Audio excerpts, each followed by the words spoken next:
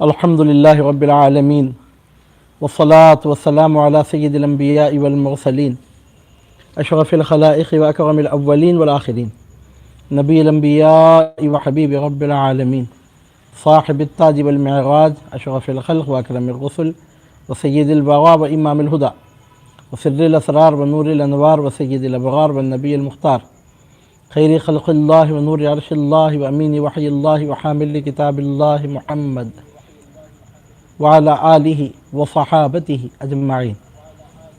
اللهم صل على سيدنا محمد وعلى آل سيدنا محمد معدن الجود والكرم منبع العلم والحلم والحكم وبارك وسلم.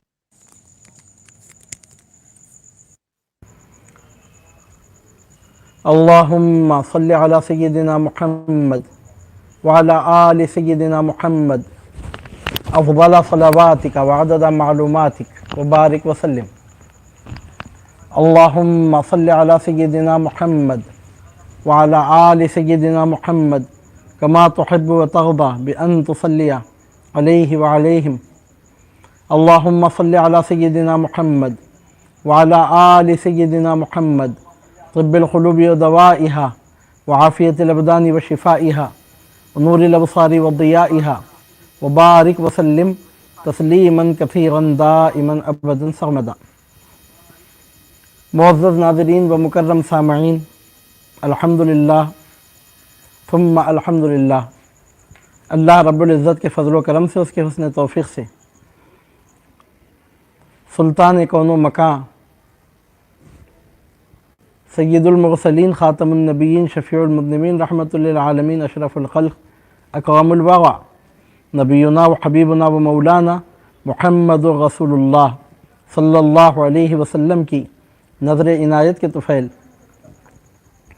جانشین پنجتن پاک، سرکار پیرانی پیر حضور غوث اعظم دستگیر دو عالم، محبوب سبحانی، قطب ربانی، شہباز لامکانی، پیر لاسانی، امامنا و شیخنا شیخ محی الدین عبد القادر الگیلانی رضی اللہ تعالی عنہ و ارضاہ عنا کی دعاؤں کے سائے میں قادری لاؤبالی قدس اللہ تعالیٰ سرہ العزیز کی مبارک مقدس فضاؤں میں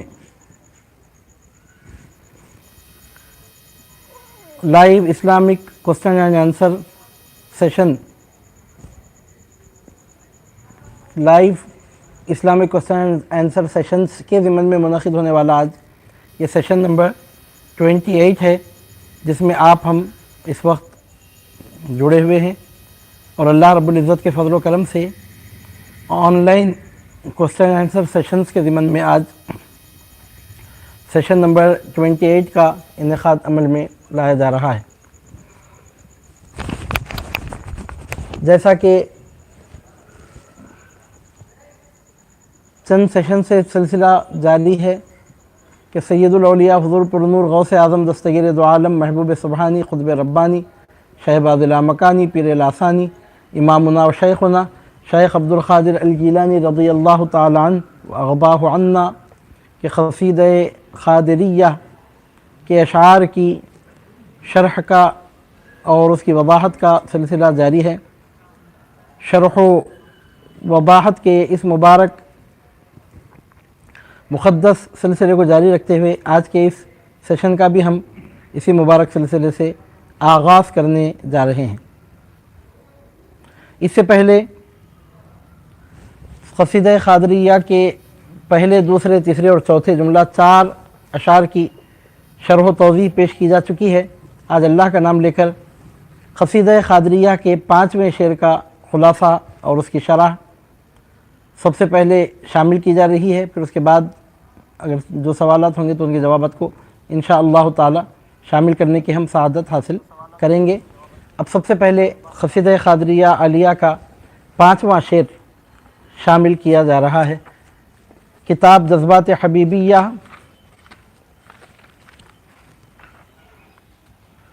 مؤلفہ مولانا مولوی حضرت سید حبیب اللہ قادری شطاری رحمہ اللہ سے وہ استفادہ کرتے ہوئے یہ کتاب آج سے 133 سال پہلے 1310 ہجری میں پرنٹ ہوئی ہے، تو اس کتاب سے اخذ و استفادہ کرتے ہوئے آج قصیدہ قادریہ کے 5ویں شعر کی شرح پیش کرنے کی ہم سعادت حاصل کرنے جا رہے ہیں۔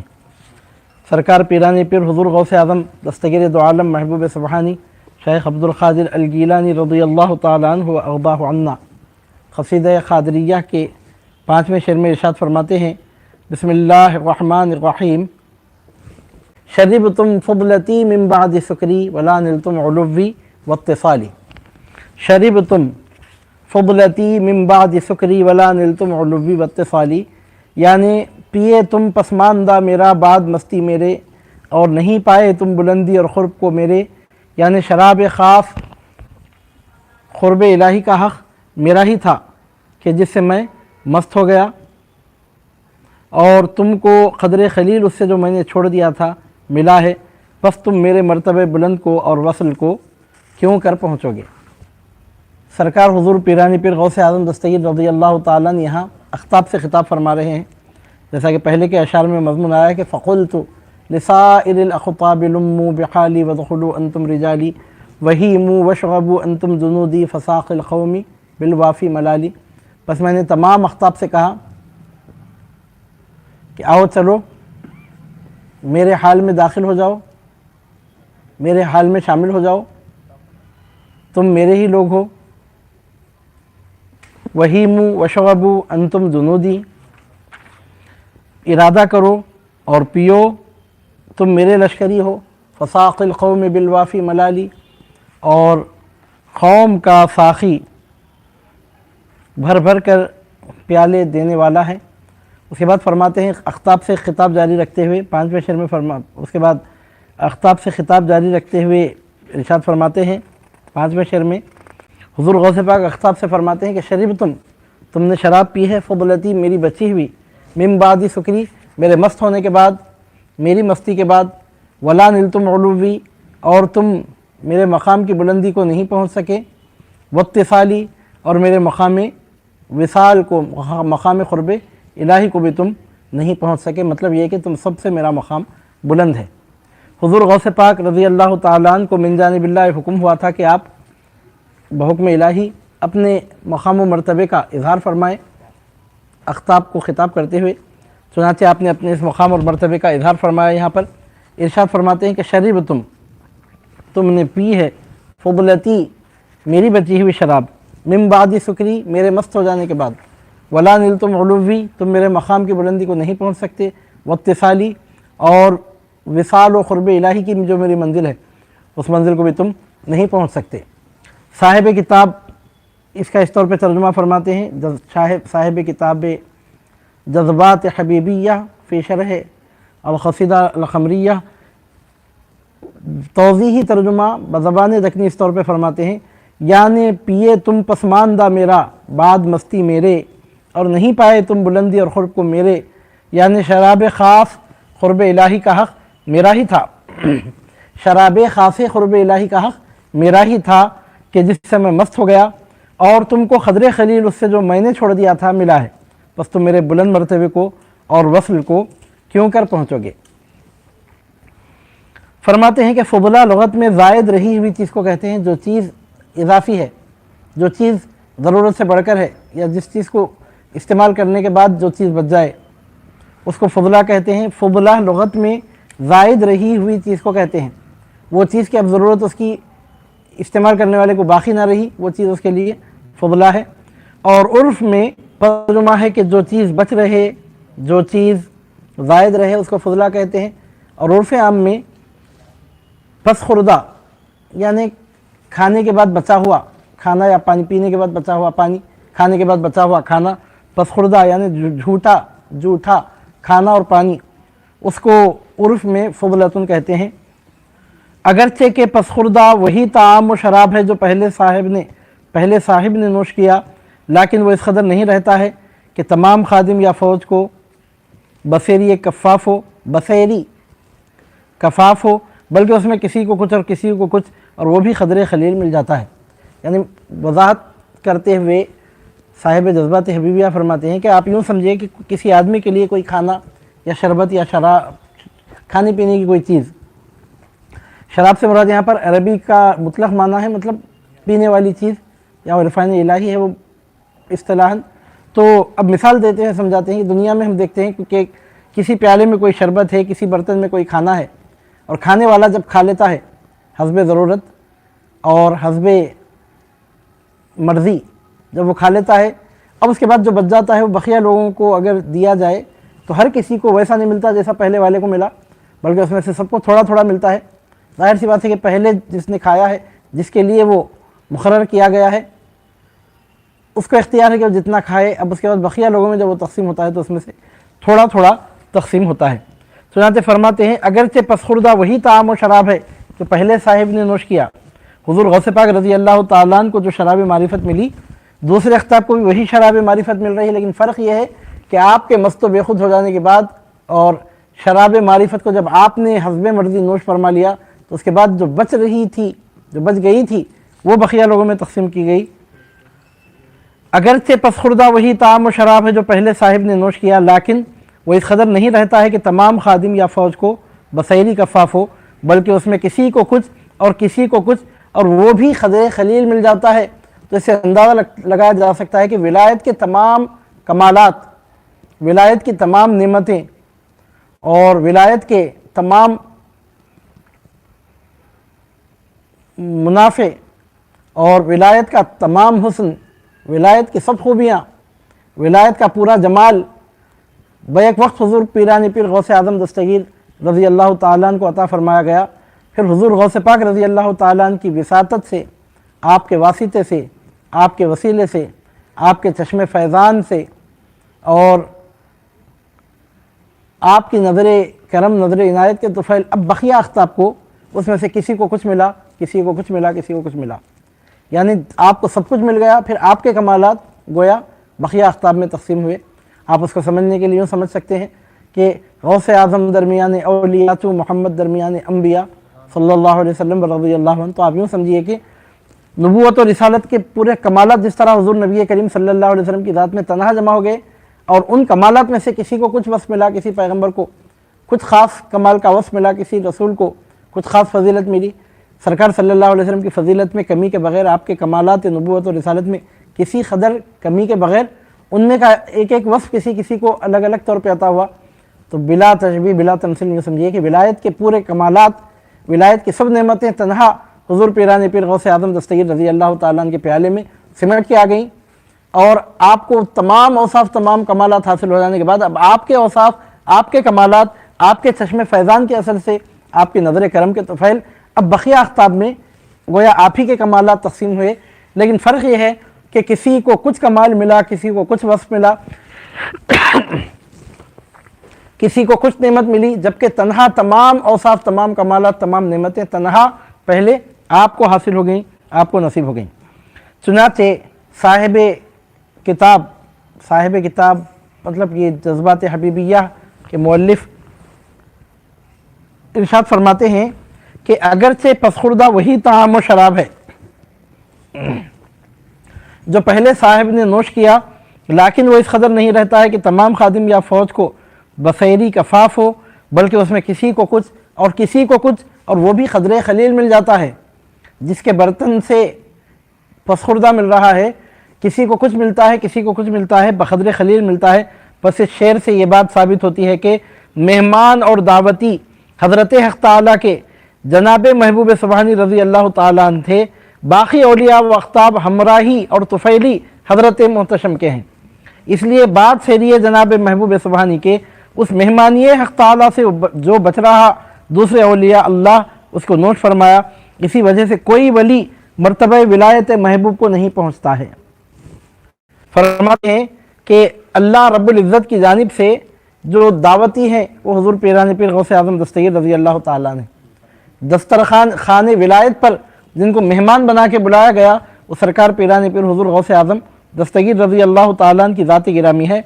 اب بقیہ اولیاء اور اقطاب کو جو اس خانے کرم سے، اس خانے ولایت سے، ان کے مراتب عالیہ کے مطابق، ان کے مقامات رفیعہ کے مطابق رب العالمین نے جو نعمتیں عطا کی ہیں وہ اس وجہ سے ہے کہ بقیہ تمام اولیاء اور اقطاب حضور غوث پاک رضی اللہ تعالیٰ عنہ کے ہمراہ ہونے کی وجہ سے، آپ کے طفیلی ہونے کی وجہ سے، آپ کے ساتھ ہونے کی وجہ سے، رب العالمین کی بارگاہ میں آپ کو وسیلہ بنانے کی وجہ سے، آپ کے وسیلے سے اور آپ کی وجہ سے ان کو بھی اس میں سے کچھ نعمتیں میسر ہو گئی ہیں۔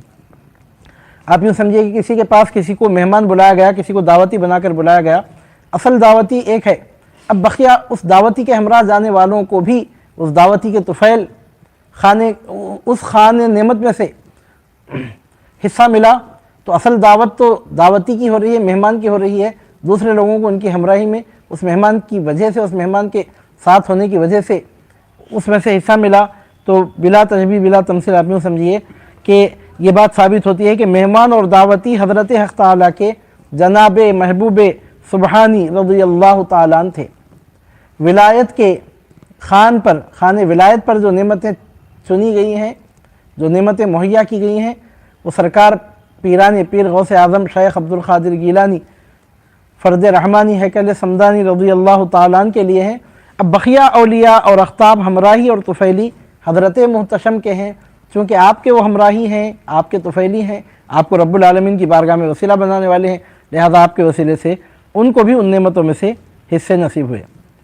اس لیے بعد سیری جناب محبوب سبحانی کے اس مہمانی حق تعالیٰ سے جو بچ رہا، دوسرے اولیاء اللہ اس کو نوش فرمایا، دوسرے اولیاء اللہ نے اس کو نوش فرمایا، یعنی حضور پیران پیر غوث اعظم دستگیر رضی اللہ تعالیٰ عنہ جب خوب سیر ہو گئے، اللہ رب العزت کی جانب سے جو آپ کو نعمتیں عطا کی جانے والی تھی، ان نعمتوں کو جب آپ نے خوب حاصل کر لیا اور جب آپ سرشار ہو گئے، مطمئن ہو گئے، جب آپ مست ہو گئے، جب آپ ہر طرح سے آپ کو مکمل سیری نصیب ہوگی، تو جب اب جو آپ کا پس خوردہ بچا ہوا تھا جو شراب معرفت، اس کو دوسرے اولیاء نے نوش فرمایا۔ اسی وجہ سے صاحب جذبات حبیبیہ فرماتے ہیں، اسی وجہ سے کوئی ولی مرتبہ ولایت محبوب کو نہیں پہنچتا ہے، کیونکہ سرکار غوث پاک رضی اللہ تعالیٰ عنہ اہم دعوتی ہیں، مین آپ کے لیے دعوت کی گئی، اصل دعوت آپ کے لیے کی گئی ہے، بقیہ طفیلی، بقیہ اولیاء اقطاب آپ کے طفیلی ہیں، چنانچہ یہی وجہ ہے کہ کوئی ولی مرتبہ ولایت محبوب کو نہیں پہنچتا ہے۔ چنانچہ مناقب غوثیہ میں مروی ہے کہ حضرت خضر علیہ السلام نے فرمایا، واللہ ما جاء ولا یجیء احد فی مقام المعشوقیت تحت السماء الخضراء مثل شیخ عبد القادر الجیلانی رضی اللہ تعالیٰ عنہ، یعنی کتاب کا ریفرنس دے کر کتاب مناقب غوثیہ کے حوالے سے عربی کی عبارت لکھتے ہیں، جس کا مطلب یہ ہوتا ہے یعنی قسم بخدا نہیں آیا اور نہ آئے گا کوئی مقام معشوقیت میں نیچے آسمان سبز کے مثل شیخ عبد القادر جیلانی رضی اللہ عنہ کے۔ واللہ خدا کی قسم، ما جاء نہیں آیا، ولا یجیء اور نہ آئے گا، احد کوئی بھی، فی مقام المعشوقیتی معشوقیت کے اس مقام میں، تحت السماء الخضراء اس ہرے آسمان کے نیچے، مثل شیخ عبد القادر الجیلانی جو حضور پیران پیر غوث اعظم دستگیر رضی اللہ تعالیٰ عنہ کا مثل ہو۔ یہ کتاب مناقب غوثیہ کے حوالے سے لکھ رہے ہیں، اور یہ ارشاد گرامی کس کا ہے؟ یہ کون فرما رہے ہیں؟ حضرت سیدنا خضر علیہ السلام۔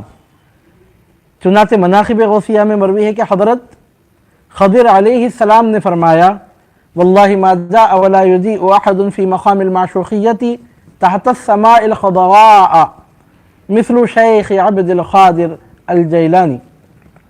خدا کی قسم، مقام معشوقیت میں اس ہرے آسمان کے نیچے شیخ عبد القادر جیلانی رضی اللہ تعالیٰ عنہ کا مثل نہ کوئی آیا نہ آئے گا، یعنی اللہ رب العزت نے حضور پیران پیر غوث اعظم دستگیر رضی اللہ تعالیٰ عنہ کو ایسی بے مثل و بے مثال ولایت عطا فرمائی۔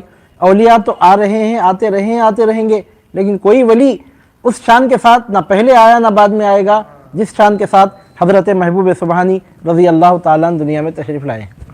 بولنے والے کون ہیں؟ جن کی ملاقات روزانہ اولیاء و اقطاب سے ہوتی ہی رہتی ہے۔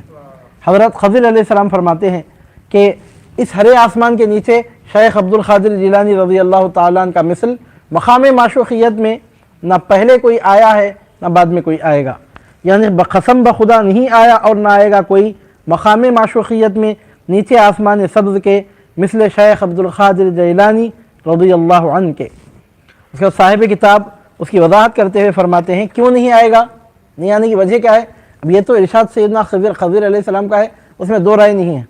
خضر علیہ السلام نے فرمایا ہے تو وہ اپنی جگہ ثابت ہے، لیکن اس کا سبب کیا ہو سکتا ہے؟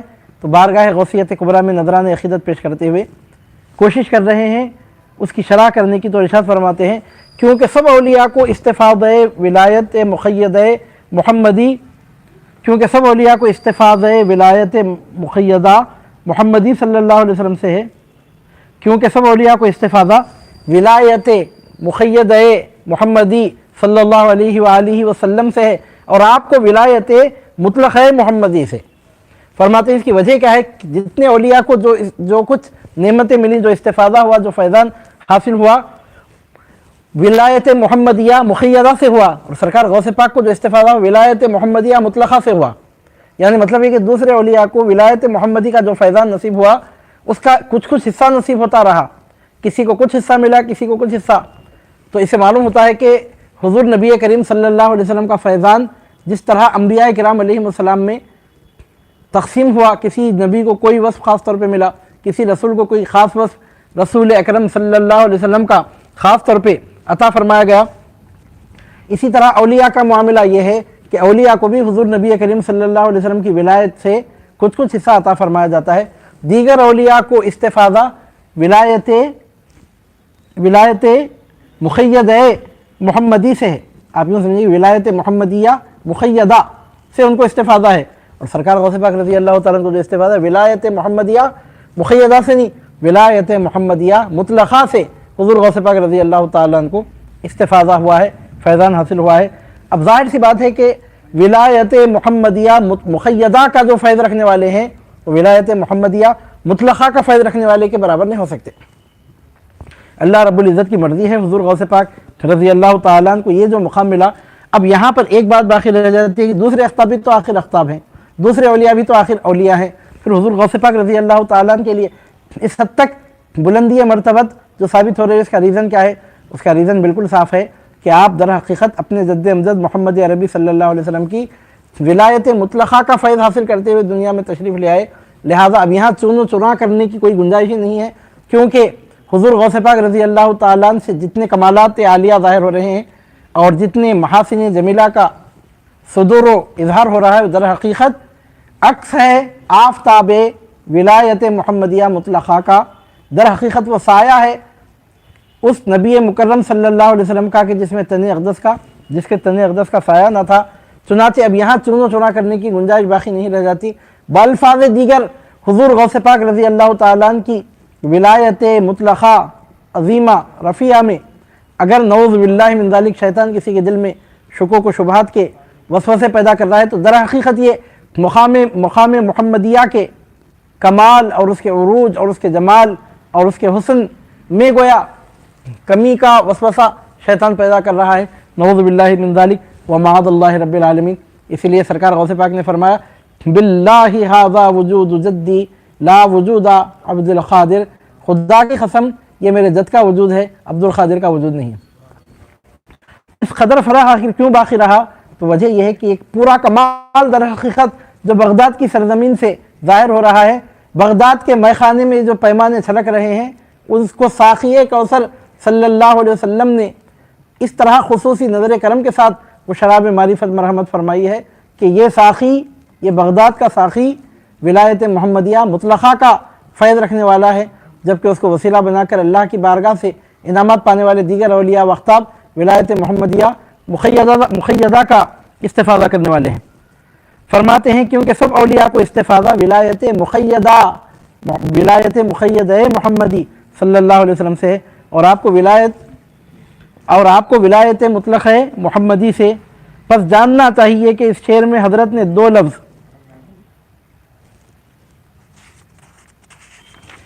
یہاں پر سرکار بڑے پیر نے ارشاد فرمائے ہیں شربتم فضلتی من بعد سکری ولا نلتم علوی واتصالی، کہ تم میرے علو کو نہیں پہنچ سکتے، میرے مرتبے کی بلندی کو نہیں پہنچ سکتے، اور میرے وصال قرب الہی کی منزل کو نہیں پہنچ سکتے۔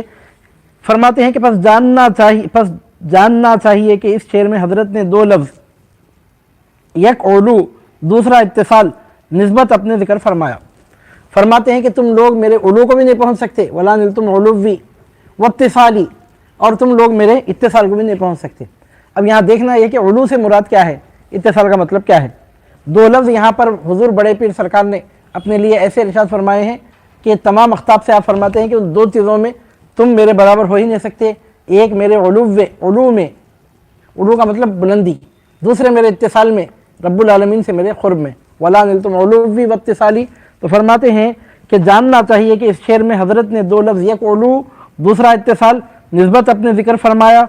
उलू यानी बुलंद होना दूसरों से, इत्तिसाल यानी पैवस्त और पैबंद होना हक़ ताला से। इत्तिसाल का मतलब यहाँ पर क्या है, पैवस्तन और पैबंदन, लग जाना या जुड़ जाना या करीब हो जाना। तो यहाँ हुज़ूर गौसे पाक रज़ी अल्लाह ताला अन्हु फरमाते हैं कि एक तो ये कि आप दूसरों से ऐसे बुलंद हैं कि कोई दूसरा खुतब, कोई वली आपके मर्तबे को पहुँच ही नहीं सकता, नंबर 1। नंबर 2, अल्लाह रब्बुल इज़्ज़त से आपका जो क़ुर्ब का मर्तबा है उस मर्तबे को भी कोई नहीं पहुँच सकता, क्योंकि इत्तिसाल एक मर्तबे का नाम है और वो क़ुर्ब और वसूल से भी बरतर है। अब ये इत्तिसाल का जो लफ्ज़ आता है, हम डिक्शनरी की मदद से, लैंग्वेज की बेस पर अगर देखते हैं, लुगत की बेस पे देखते हैं, तो इत्तिसाल का मतलब होता है पैवस्तन, पैबंदन, मिलना, लगना, जुड़ना, ये माना आते हैं। लेकिन यहाँ साहिब किताब फरमाते हैं कि ये इस लफ्ज़ को लफ्ज़ी तौर पे नहीं लेना है, वो भी सूफिया की इस्तिलाह है, टर्म्स हैं सूफिया के जो हुज़ूर गौसे पाक रज़ी अल्लाह ताला यहाँ पर इस्तेमाल कर रहे हैं। इत्तिसाल से मुराद क्या है यहाँ पर, तो फरमाते हैं दर हकीकत वो एक टर्म है, दर हकीकत वो एक इस्तिलाह है। क्या है वो? इत्तिसाल एक मर्तबे का नाम है और वो क़ुर्ब और वसूल से भी बरतर है। औलिया को जब अल्लाह रब्बुल इज़्ज़त का क़ुर्ब हासिल होता है, जो वसूल हासिल होता है, उस क़ुर्ब और वसूल से भी बड़ा एक मर्तबा है, उसको इत्तिसाल कहते हैं। किस लिए कि क़ुर्ब नज़दीकी को, जो अभी मर्तबे वसल को नहीं पहुँचे कहते हैं, यानी वसल के मर्तबे तक जो नहीं पहुँचा, पहले क़ुर्ब के मर्तबे को पहुँचता है। क़ुर्ब का मतलब है करीब आना, तो पहले क़ुर्ब की मंजिल आती है, उसके बाद वसल की मंजिल आती है। फरमाते हैं कि क़ुर्ब और वसल की मंजिल के ऊपर एक और एक मंजिल है, वो मंजिल है इत्तिसाल की मंजिल। अल्लाह से जब अल्लाह के वली को क़ुर्ब हासिल होता है, बंदे को जब खुदा से नज़दीकी हासिल होती है, तो पहली मंजिल को क़ुर्ब कहते हैं कि बंदा खुदा से करीब आ, जब और ज़्यादा करीब हो गया तो फिर उसको वसूल कहते हैं, और क़ुर्ब और वसूल से आगे की मंजिल में जब वो गया तो फिर उसको इत्तिसाल कहते हैं। और हुज़ूर गौसे पाक रज़ी अल्लाह ताला अन्हु को ये मंजिल क्यों नसीब नहीं होगी, जबकि आप उस रसूल मुकर्रम सल्लल्लाहु अलैहि वसल्लम के जानशीन मुतलक़ हैं, उस नबी बरहक़ सल्लल्लाहु अलैहि वसल्लम के नायब मनाब हैं, कि जिनको रब्बुल आलमीन का ऐसा क़ुर्ब हासिल हुआ कि जो मकान की हदों से मावरा ला मकाम में पहुँचे, आप उनके नायब हैं, उनके जानशीन हैं, उनके वारिस हैं, और उनकी शान महबूबियत का फैज़ान हासिल फरमाने वाले हैं। फैज़ान मुतलक़ा अपने करम से उन्होंने आपको अता फरमाया है, सरकार पाक सल्लल्लाहु अलैहि वसल्लम ने गौसे पाक को अता फरमाया है। तो फरमाते हैं क्योंकि इत्तिसाल एक मर्तबे का नाम है और वो क़ुर्ब और वसूल से भी बरतर है। किस लिए कि क़ुर्ब नज़दीकी को, जो अभी मर्तबे वसूल को नहीं पहुँचे कहते हैं, ऐसा ही वसूल पहुँचने को कहते हैं। क़ुर्ब का मतलब ये है कि अभी वसल को नहीं पहुँचे, वसल से पहले की जो मंजिल होती है उसको क़ुर्ब कहते हैं। और वसूल पहुँचने को कहते हैं कि जिसको अभी मर्तबा वसल का नहीं मिला, वसल तो उसी को कहेंगे जो दो चीज़ ऐसी मिलाए जावें कि जिसमें तमीज़ जोड़ का बाकी ना रहे, बस ये मर्तबा फ़नाए कामिल का है, जैसा कि ख़तरा दरिया में गिरे और महवे मुतलक़ हो जाए।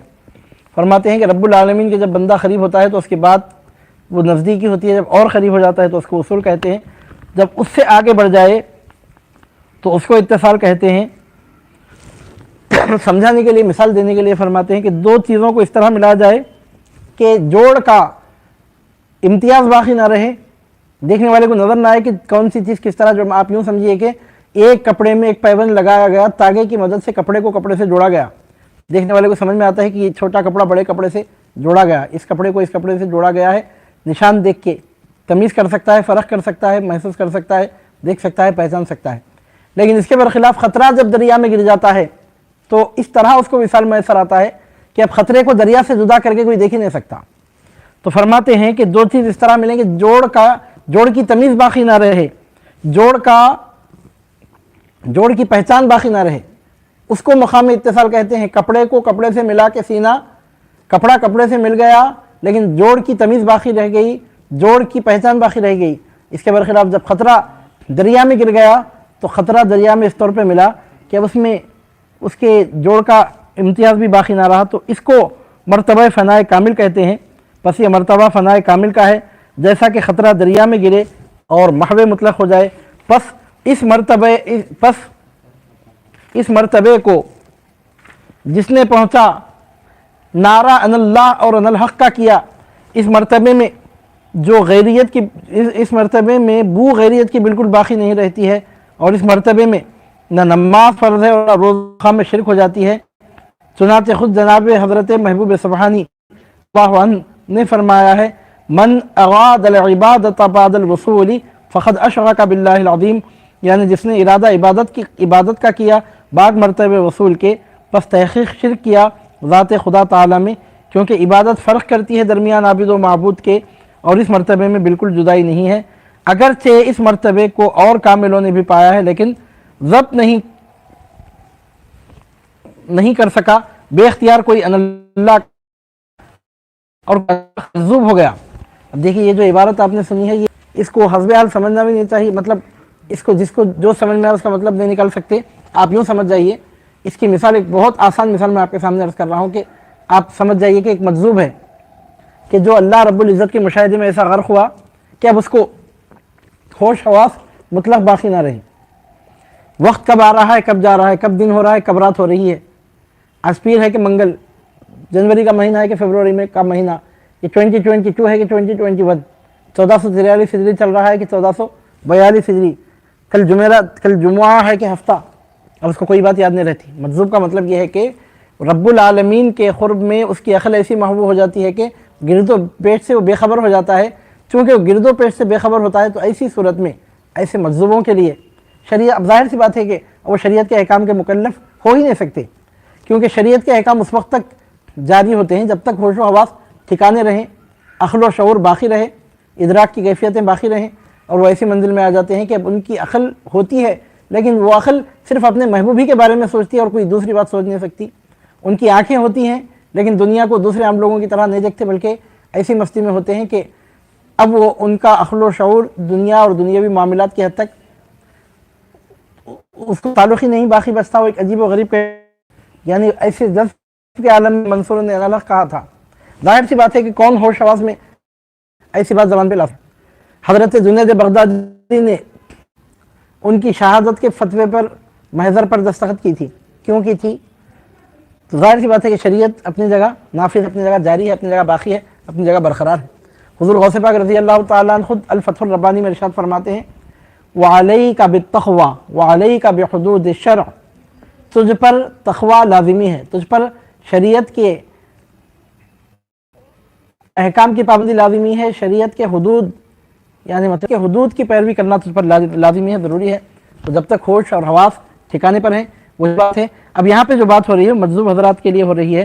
چنانچہ فرماتے ہیں کہ اس مرتبے کو اور کاملوں نے بھی پایا ہے لیکن ضبط نہیں کر سکا، بے اختیار ہو کر کوئی ان اللہ کہہ دیا، کوئی ان الحق، اور کوئی مجذوب ہو گیا، برخلاف حضرت ہمارے محبوب سبحانی رضی اللہ تعالیٰ عنہ کے کہ باوجود حصول اتصال کے جو فوق وصول کے بھی خلاف شریعت کوئی لفظ نہیں فرمایا، اور اس مرتبے سے نزول کر کے ہمیشہ احکام شریعت پوری ادا فرمایا، بلکہ ارشاد کیا کہ حسین نے منصور نے میرے وقت کو نہیں پایا، اگر وہ میرے وقت ہوتا تو میں اس کے پاؤں کو حد شریعت سے پھسلنے نہ دیتا۔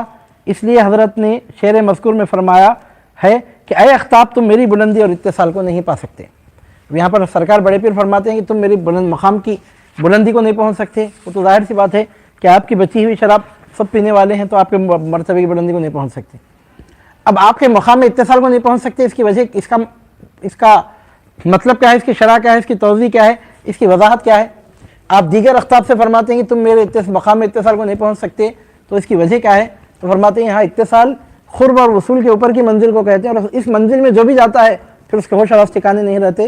جس طرح حضرت منصور نے ان الحق کا نعرہ بلند کیا تھا، کسی نے سبحانی ما اعظم شانی کہا، کسی نے لیس فی جبتی سوی اللہ کہا، بایزید بستامی کے جیسے ہوش مند نے کہا سبحانی ما اعظم شانی، میں پاک ہوں میری شان کتنی بلند ہے۔ جنید بغدادی کے جیسے شیخ الطائفہ نے، امام الصوفیہ نے کہا لیس فی جبتی سوی اللہ، جنید کے جبے میں اللہ کے سوا اور کوئی نہیں ہے۔ حضرت منصور، حضرت حسین منصور حلاج رضی اللہ تعالیٰ عنہ نے کہا انا الحق، تو اس کے سرکار کے ارشاد گرامی کا مطلب کیا ہے؟ تو فرماتے ہیں، صاحب کتاب فرماتے ہیں کہ جو اس مقام پر پہنچتا ہے وہ ضبط نہیں کر سکتا، وہ چاہ کر اس طرح کی بات نہیں کہتا، اگر وہ چاہ کر اس طرح کی بات کہے تو وہ بھی کافر ہے۔ اگر کوئی دیکھتے دکھاتے ہوش آواز میں کہے کہ انا الحق تو 100% وہ کافر ہے۔ لیکن حضرت منصور نے انا الحق جو کہا تھا ان کی خودی باقی ہی نہیں تھی۔ جس طرح موسیٰ علیہ السلام کے لیے رب العالمین نے درخت میں سے خطاب فرمایا، اس طرح زبان منصور کی تھی، کلام کوئی اور فرما رہا تھا، تھی زبان منصور کی پر کہنے والا تو ہی ہے۔ زبان حضرت منصور کی تھی، کلام ان کا خالق فرما رہا تھا۔ عزیزان محترم، تو یہاں پر اس منزل میں جب کوئی صوفی پہنچتا ہے، جب کوئی سالک پہنچتا ہے، جب کوئی عارف پہنچتا ہے، جب قرب خاص کی اس منزل کو کوئی کامل پہنچتا ہے، فنائیت کاملہ کے اس اسٹیج تک جب کسی کی رسائی ہوتی ہے تو اس کا حال یہ ہوتا ہے کہ نہ تن کو کچھ خبر تن کی کہ تن کیا ہے، نہ من کو کچھ خبر من کی کہ من کیا ہے، میں کیا ہوں، تو کون ہے، یہ کون ہے، وہ کون ہے، ادھر کعبہ ادھر بت خانہ تھا اور بیچ میں تم تھے، نہ جانے بے خودی میں کس کو سجدہ کر لیا میں نے۔ ایسی کیفیت باقی رہتی ہے کہ اب اس کو کچھ ہوش آواز باقی نہیں رہتا۔ فنائیت کاملہ میں جب آدمی پہنچتا ہے، مرد کامل پہنچتا ہے، مرد عارف جب پہنچتا ہے تو اس کے ہوش آواز ٹھکانے نہیں رہتے۔ اولیاء اور صوفیاء کی اقطاب کی پوری جماعت میں تنہا ایک ذات حضرت محبوب سبحانی کی ہے کہ اس مرتبے پر پہنچنے کے باوجود بھی آپ کے ہوش و حواس اس طرح باقی برقرار رہے کہ کوئی ایک لفظ بھی آپ کی زبان مبارک سے خلاف شریعت نہیں نکلا۔ اتنے بلند مرتبے کو حاصل کرنے کے باوجود بھی کوئی لفظ آپ نے ایسا نہیں فرمایا۔ حضرت منصور کا جو مقام ہے اس سے بڑا مقام حضور غوث پاک رضی اللہ تعالیٰ عنہ کو مل گیا، لیکن آپ نے انا الحق نہیں کہا۔ عزیزان محترم، بلکہ آپ فرماتے ہیں کہ حسین منصور حلاج نے حسین منصور نے میرے وقت کو نہیں پایا، اگر وہ میرے وقت ہوتا تو میں اس کے پاؤں کو حد شریعت سے پھسلنے نہ دیتا۔ فرماتے ہیں کہ اگر میرا زمانہ ان کو ملتا تو میں تھام لیتا۔ میں نام لے کے اس لیے نہیں بولتا، ہمارے پیروں میں شامل ہیں سب اللہ کے ولی ہیں سلسلوں کے۔ حضور غوث پاک کے فرمانے کا مطلب یہ ہے کہ جتنے منصور کے زمانے میں تھے ان کو جتنا تھامنا آتا ہے ان سے بڑھ کے مجھے تھامنا آتا ہے۔ ایسے ہی گردن جھکانے والوں نے گردن نہیں جھکائی۔ عزیزان محترم، کچھ وہ معاملہ تھا، کچھ کیفیات تھیں جس کو دیکھ کر بڑے بڑوں کے سر حضرت محبوب سبحانی کے قدموں میں جھک گئے۔ فرماتے ہیں کہ حسین منصور کو میرا زمانہ نہیں ملا، مطلب یہ کہ جتنے حضرت منصور کے دور میں باحیات تھے ان کو جتنا تھامنا آتا ہے ان سے بڑھ کے مجھے تھامنا آتا ہے، یہ مطلب نکلتا ہے اس کا۔ یعنی مطلب یہ کہ ہر شیخ، ہر عارف، ہر ولی، ہر مقرب اللہ رب العزت کی بارگاہ کا انتہائی شان والے کمالات رکھنے والا ہے، لیکن محبوب سبحانی بہرحال محبوب سبحانی ہے۔ ہر پیر اپنے مریدوں کی خبر گیری کرتا ہے، لیکن غوث اعظم کے جیسا دستگیر حضرت منصور حلاج کے زمانے میں بھی کوئی نہیں تھا۔ آپ فرماتے ہیں میں اگر حسین منصور کے دور میں ہوتا تو ان کو تھام لیتا، ان کے پاؤں کو حد شریعت سے پھسلنے نہ دیتا۔ اس لیے حضرت نے مذکورہ شعر میں فرمایا کہ اے اختاب تم میری بلندی اور اتصال کو نہیں سکتے۔ کیا مطلب نکلا اس کا؟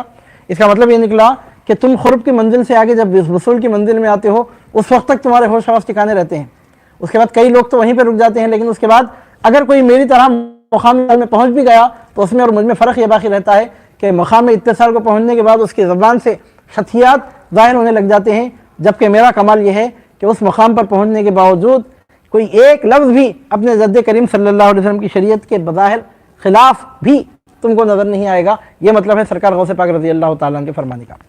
صوفیاء کے پاس جو شتیات ہوتے ہیں کیوں ہوتے ہیں، آخر کیا وجہ ہے ان کو اس طرح کے الفاظ زبان سے نکالنے کی؟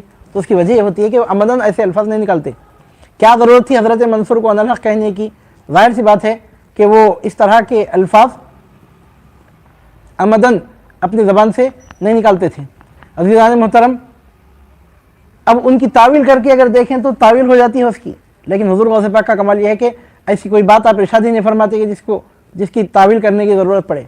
حضرت بایزید بستامی کے بارے میں کشف المحجوب وغیرہ مستند معتبر کتابوں میں ہے، آپ نے فرمایا تھا کہ میرا جھنڈا محمد کے جھنڈے سے بھی بلند ہے، اور محمد اور ان کے سوا سب میرے جھنڈے کے نیچے ہوں گے۔ اب اس کا ظاہری مضمون کیا ہے؟ نعوذ باللہ من ذالک، العیاذ باللہ تعالیٰ، ظاہری مضمون کیا ہے؟ کفر صریح ہے۔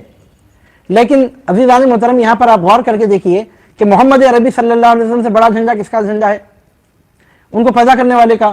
تو مطلب یہ کہ بایزید کی فقط زبان تھی، جس طرح درخت میں سے آواز آ رہی تھی اننی انا اللہ، درخت میں سے آواز آ رہی تھی کہ میں اللہ ہوں، درخت اللہ نہیں تھا، درخت سامنے نظر آ رہا تھا، اللہ تعالیٰ درخت کے ذریعے کلام فرما رہا تھا۔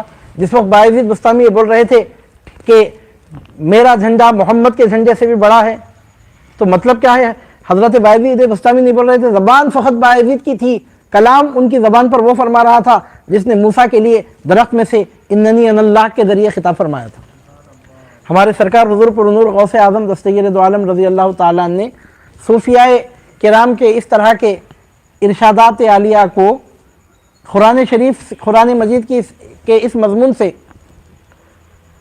اس کی تائید توصیف فرماتے ہیں کہ وہ عمدن ایسا نہیں بولتے۔ اگر کوئی عمدن اس طرح کے، مثال کے طور پر فرعون کہتا تھا، فرعون کا بولنا تھا انا ربکم الاعلی، قرآن مجید نے فرعون کا جو مقولہ نقل کیا وہ کہا کرتا تھا انا ربکم الاعلی، میں تمہارا سب سے بڑا رب ہوں۔ انا ربکم الاعلی کہہ کے وہ مشرک ہو گیا۔ اور حضرت منصور نے انا الحق کہا، بایزید بستامی نے کہا کہ میرا جھنڈا محمد کے جھنڈے سے بلند ہے، فرماتے ہیں سبحانی ما اعظم شانی۔ جنید بغدادی نے کہا لیس فی جبتی سوی اللہ، حضرت منصور نے کہا انا الحق۔ عزیزان محترم، اب یہ شطحیات جو صوفیہ کی زبان سے سرزد ہوئے، در حقیقت وہ اپنے اختیار میں نہیں ہوتے، اپنے ہوش میں نہیں ہوتے۔ اگر اپنے اختیار میں، اپنے ہوش میں ہو کر اگر وہ کہیں گے تو ان پر احکام جاری، وہ بولنا نہیں چاہتے، ان کی زبان بند ہوتی ہے، ان کا پروردگار ان سے کلام، ان کی زبان کے ذریعے کلام فرماتا ہے۔ تو اس کی تعویل یہی ہوتی ہے کہ اللہ تعالیٰ فرما رہا ہے کہ میں پاک ہوں، میری شان کتنی بلند ہے۔ اللہ تعالیٰ فرما رہا ہے کہ جنید اب رب العالمین کے جلوے میں فنا ہو گیا۔ اللہ رب العزت فرما رہا ہے کہ بایزید کے جھنڈے کو بایزید کا جھنڈا نہ سمجھنا۔ اب بایزید کا جھنڈا کیا ہے؟ وہ بایزید کے رب کا جھنڈا ہے، اور اس کے جھنڈے سے بلند نہ کسی نبی کا جھنڈا ہے، نہ کسی رسول کا جھنڈا ہے، سب رسولوں نبیوں کو پیدا کرنے والے کا جھنڈا ہے۔ انہوں نے خود وضاحت فرمائی کہ میرا جھنڈا رسول اکرم صلی اللہ علیہ وسلم کے جھنڈے سے بڑا ہے کا مطلب نعوذ باللہ من ذالک، اگر کوئی دیکھتے دکھاتے اس طرح کی بات زبان سے نکالے تو ایسا کافر ہوگا کہ اس کے کفر میں شک کرنے والا بھی کافر ہو جائے گا۔ لیکن وہاں منزل مقام محویت کی تھی، ان کو خود نہیں معلوم کہ وہ کیا کر رہے ہیں، بلکہ آپ نے سمجھیے کہ زبان فقط بایزید کی تھی، ان کو پیدا کرنے والا کلام فرما رہا تھا ان کی زبان سے۔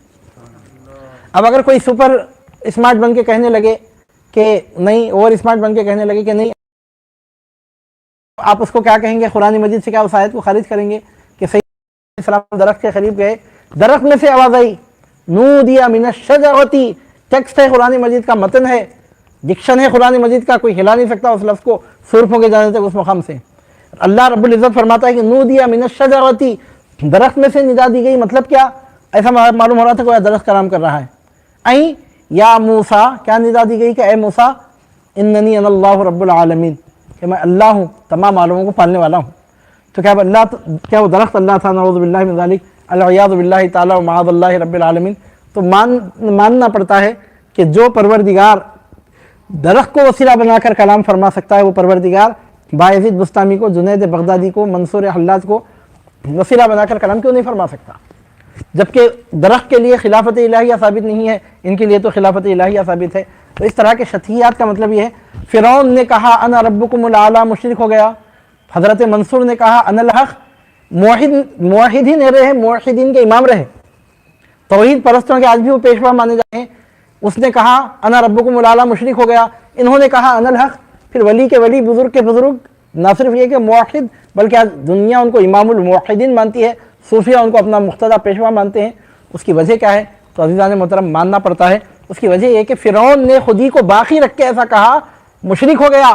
حضرت منصور نے خودی کو مٹا کے انا الحق کہا، مومن کے مومن رہے۔ اس نے خودی کو باقی رکھ کے انا ربکم الاعلی کہا، کافر ہو گیا۔ اور حضرت منصور نے خودی کو کھو کر انا الحق کہا، تو زبان ان کی تھی، وہ بولنے کلام وہ نہیں فرما رہے تھے، درخت میں سے آواز آ جانے سے درخت خدا نہیں بن جاتا۔ تو اس طرح بایزید بستامی کے، جنید بغدادی کے، منصور حلاج کی زبان سے اس طرح کے کلمات نکلیں تو اس پر کوئی حکم شریعت کا جاری ہو سکتا۔ اب دور حاضر میں ہم دیکھ رہے ہیں، یہ میں بولنا بھی نہیں چاہتا تھا، بعض لوگ تو ہم کو مشورہ دیتے ہیں کہ عوامی مجلسوں میں ایسی باتیں آپ کرتے کیوں ہیں، بولتے ہیں بعض لوگ، تو ہم اپنی طرف سے نہیں کر رہے ہیں۔ آج کا دور سوشل میڈیا کا دور ہے، ایسے سوالات اٹھائے جا چکے ہیں صوفیہ کے مخالفین کی جانب سے۔ اب ان کا جواب دینے کے لیے لوگوں میں یہ اویئرنیس آنا، ان کو یہ معلوم ہو جانا چاہیے کہ اس طرح صوفیہ کی زبان سے جو کلمات نکلتے ہیں وہ مقام بے خودی کے الفاظ ہیں، اس کے وہ ذمہ دار ہی نہیں ہے، اس کے وہ مکلف ہی نہیں ہے، چاہ کر انہوں نے ایسا کہا ہی نہیں ہے۔ تو عزیزان محترم، اب یہاں پر शारिह किताब जज्बात हबीबिया के मौलिफ हज़रत मौलाना मौलवी सैयद हबीबुल्लाह क़ादरी शुत्तारी फरमाते हैं क़द्दसल्लाहु तआला सिर्रहुल अज़ीज़ के मरतबे क़ुर्ब से आगे मरतबा वसूल का है, और मरतबा वसूल के आगे जो मरतबा होता है वो मरतबा इत्तिसाल का होता है। उस मरतबे को हर कोई नहीं पहुँचता, कोई ही पहुँचता है, लेकिन उस मकाम पर, उस मरतबे पर जो भी पहुँचता है उसको फ़नाइयत कामिला हासिल होने की वजह से उसका हाल ये होता है कि उसकी गैरियत बिल्कुल बाकी नहीं रहती, यहाँ तक कि शरीयत के अहकाम उस पर से इसलिए उठ जाते हैं कि अब उसके होश भी ठिकाने नहीं रहते। जब तक अक्ल हवास ठिकाने पर है शरीयत के अहकाम नाफिज रहते हैं, अक्ल हवास जब रुखसत हो जाते हैं, अब कोई आदमी बेहोश है मिसाल के तौर पर, अब जाहिर सी बात है कि उस पर कौन सी नमाज़ पढ़ते, होश में रहा तो उस पर नमाज़ पढ़ते। बेहोश है एक आदमी, अब कोमा में होते हैं लोग, 2-2 महीने कोमा में होते हैं, तो एक नमाज़ छोड़ने पर 80-80 साल का गुनाह होगा उनको, नऊज़ुबिल्लाहि मिन ज़ालिक अल-इयाज़ु बिल्लाहि ताला। ये गफलत की बेहोशी का ये हाल है कि शरीयत उन पर से अहकाम उठा रही है। तो यहाँ ये जो मदहोशी है वो वैसी गफलत की बेहोशी नहीं है, ये ऐसी मदहोशी है कि 2 आलम से उनको गरज नहीं है, लेकिन अपने खालिक और मालिक के मुशाहिदे में बराबर उनको इस्तिग़राक़ नसीब रहता है। उनको कुछ मालूम ही नहीं होता कि क्या हो रहा है क्या नहीं हो रहा है। तो साहिब किताब फरमाते हैं कि औलिया को, अख्ताब को अल्लाह रब्बुल इज़्ज़त का जो खुर्ब हासिल होता है वो 3 तरह की मंजिलें हैं। इत्तिसाल का जो लफ्ज़ है उसको लफ्ज़ी मानी में नहीं लेना है। यहाँ पर इत्तिसाल का मतलब विसाल, लफ्ज़ी माना जो डिक्शन के जो माना है, लुगत के जो माना है वो यहाँ पे मुराद नहीं है। इत्तिसाल दर हक़ीक़त सूफिया की इस्तिलाह है। जब किसी बुज़ुर्ग, किसी आरिफ, किसी सूफ़ी, किसी वली को अल्लाह रब्बुल आलमीन का खुर्ब नसीब होता है तो उसको खुर्ब कहते हैं। जब खुर्ब से और आगे की मंजिल उसको नसीब हो तो उसको विसाल कहते हैं। और विसाल की कैफियत क्या फरमाते हैं, विसाल की मिसाल देकर बयान फरमाते हैं कि विसाल का अंदाज़ ये होता है कि जिसमें जोड़ की तमीज़ बाकी रहती है। मैंने मिसाल आपके सामने पेश की, बड़े कपड़े से छोटे कपड़े को जब या एक कपड़े को दूसरे कपड़े से हम जोड़ते हैं तो उसमें देख के तमीज़ कर सकते हैं कि इस कपड़े को इस कपड़े से यहाँ से जोड़ा गया है, जुड़ने की तमीज़ बाकी रहती है, तो उसको कहते हैं वसूल। और इत्तिसाल इस तरह के जुड़ने को कहते हैं कि देखने वाला उस जुड़ने के मकाम की तमीज़ भी ना कर सके। उसकी मिसाल क्या दे रहे हैं, जिस तरह ख़तरा समंदर में मिल गया, अब आप बताइए कि वो ख़तरा किधर से कहाँ से मिला। कहते हुए ये ख़तरा समंदर में गिर गया, कुर्बान इस बक़ा के निसार इस दवाम के। जब तक ख़तरा था तो ख़तरा था, एक उंगली से कोई इसको मेट सकता था, लेकिन जब वो ख़तरा समंदर में महवियत और फनाइयत हासिल कर चुका, अब उस ख़तरे को मेटने के लिए पूरी दुनिया के पूरे इंसान भी चाहे तो नहीं मेट सकते, क्योंकि उस ख़तरे को मेटना है तो अब पूरे समंदर को मेटना है, और पूरे समंदर को मेटना किसी इंसान के बस की बात ही नहीं है। तो खुर्ब का मतलब ये है कि इस तरह, वसूल का मतलब ये है कि इस तरह विसाल मैसर आया कि जिसमें जोड़ की तमीज़ बाकी रहे, तो उसको विसाल कहते हैं। और ऐसा विसाल कि जिसमें जोड़ की तमीज़ बाकी ना रहे तो फिर उसको इत्तिसाल कहते हैं, जो वसूल के भी आगे की मंजिल है।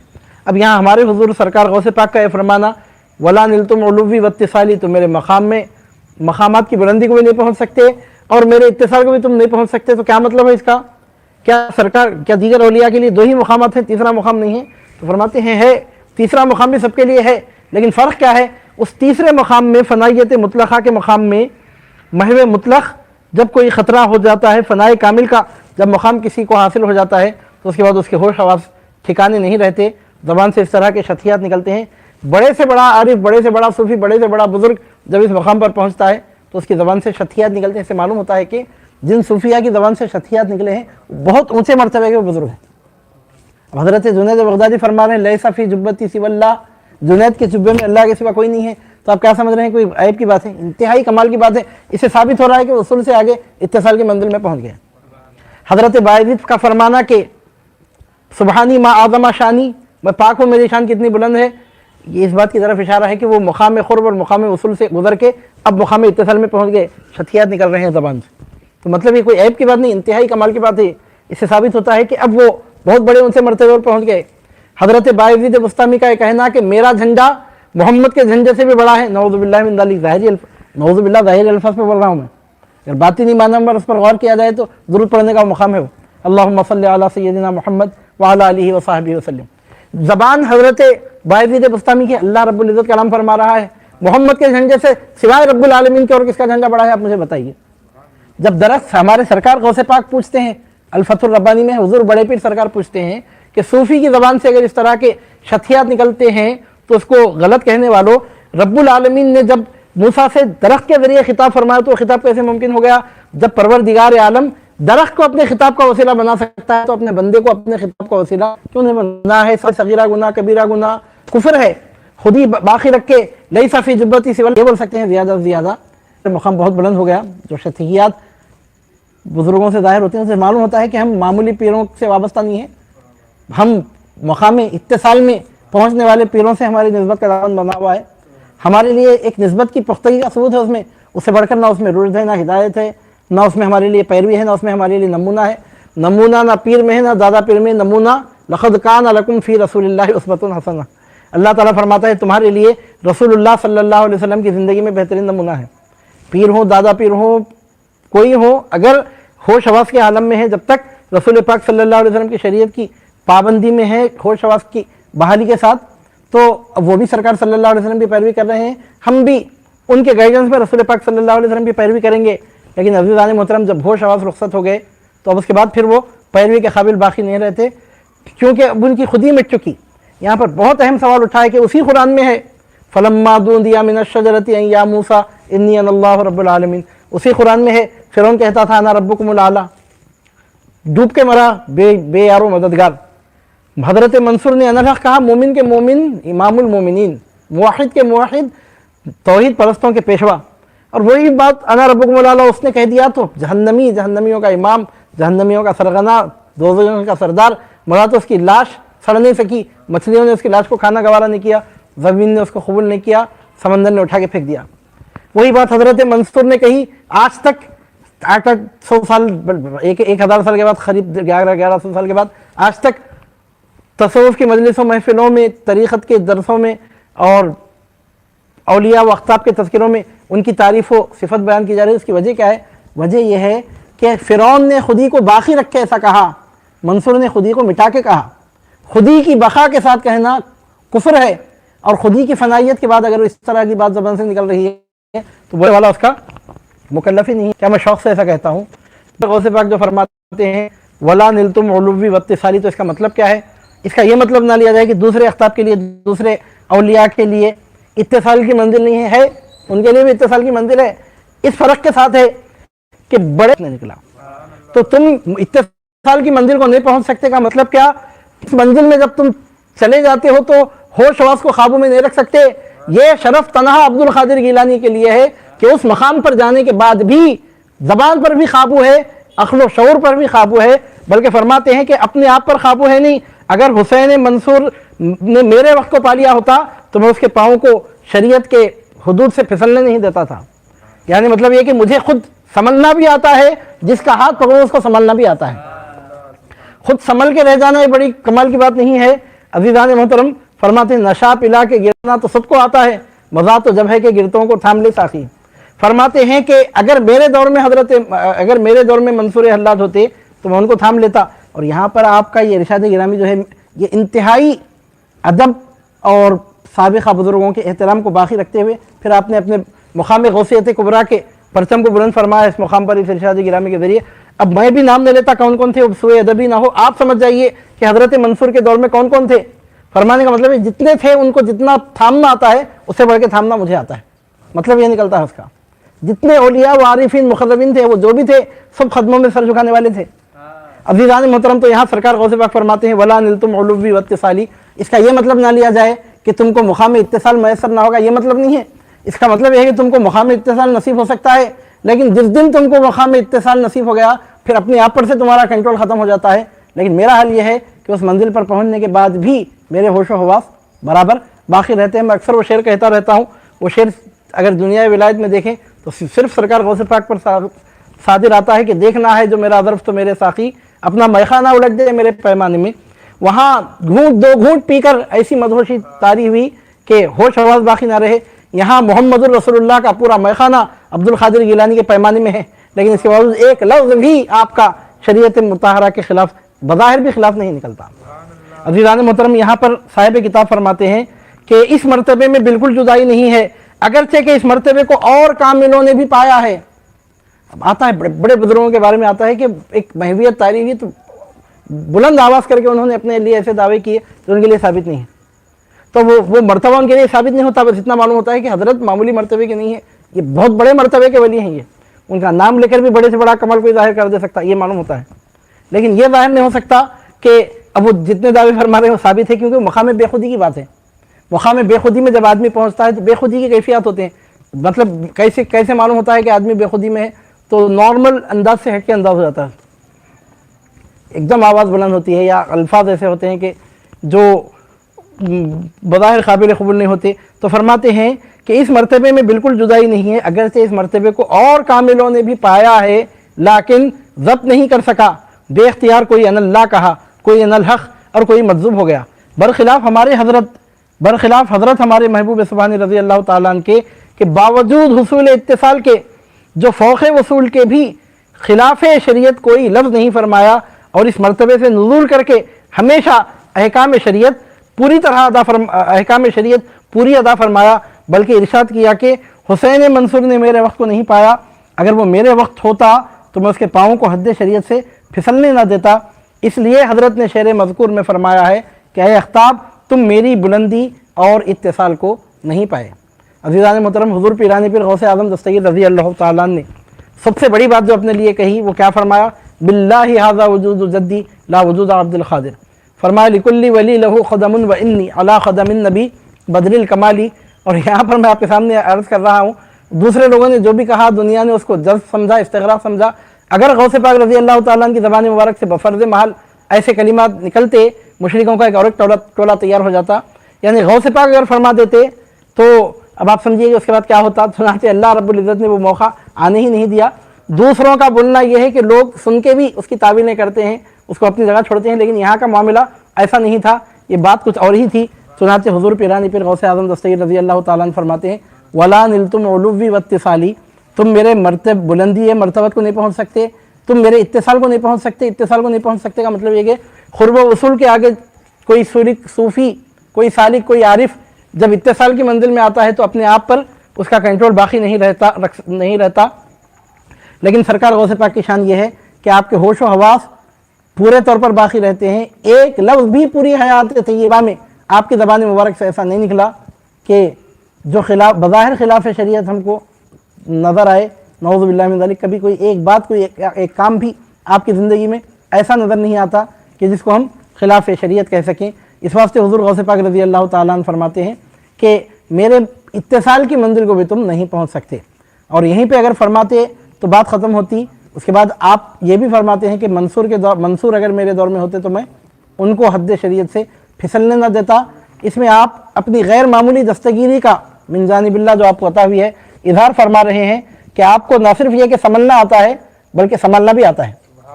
نہ صرف یہ کہ آپ کے ہوش و حواس باقی رہتے ہیں بلکہ جس کے سر پہ آپ ہاتھ رکھ دیں 7 سمندروں کا عرفان اس کو پلا دیں، وہ ان اللہ کہنے کے بجائے یا غوثی کہتا رہتا ہے. تو فرماتے ہیں کہ مجھے سمجھنا بھی آتا ہے، سنبھالنا بھی آتا ہے.